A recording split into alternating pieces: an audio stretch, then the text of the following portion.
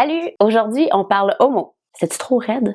あの交差点でみんながもしスキップをしてもしあの街の真ん中で手をつな Salut, bienvenue à Geeky. Pour la capsule aujourd'hui, on couvre un sujet qui est un petit peu plus tabou, mais qui est une catégorie d'anime qui est quand même très populaire au Japon. Et je parle bien sûr du BL, aussi appelé le Boys Love. Et on va parler aussi du Yaoi qui se retrouve pas très loin de la catégorie du BL et on va voir la différence entre les deux. Premièrement, le BL/Yaoi est produit pour un public majoritairement féminin, un public qu'on va appeler des Fujoshi, qui veut dire filles pourries. Aucun préjugé là, ici. Là. L'inverse est aussi vrai pour un public masculin, on va appeler les Fudanshi, garçons pourris. Sont équitables.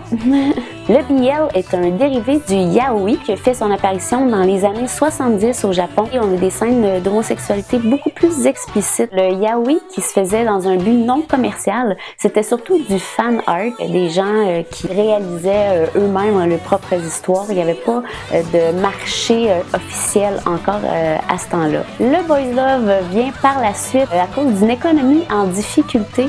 Donc les Japonais se demandent qu'est-ce qu'ils pourraient faire pour stimuler l'économie. Du côté non officiel, le Yaoi fonctionne très bien.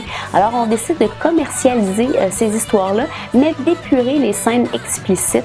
Donc vous comprendrez que dans le Boys Love, on focus beaucoup plus sur la romance que sur les actes sexuels. Le BL devient donc un marché économique officiel au Japon dans l'objectif de relancer l'économie.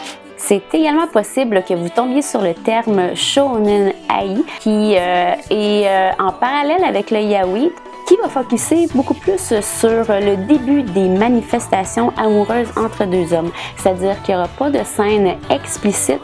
On parle ici de relations entre deux personnes, pas nécessairement sexuelles, mais qui pourraient le devenir. Le premier shoujo manga à avoir été écrit s'appelle In the Sunroom. Donc, je vous donne quelques titres si vous voulez voir de quoi le BL a l'air ou si vous voulez commencer dans l'univers du BL. On a d'abord World's Greatest First Love, dans les plus populaires Love Stage.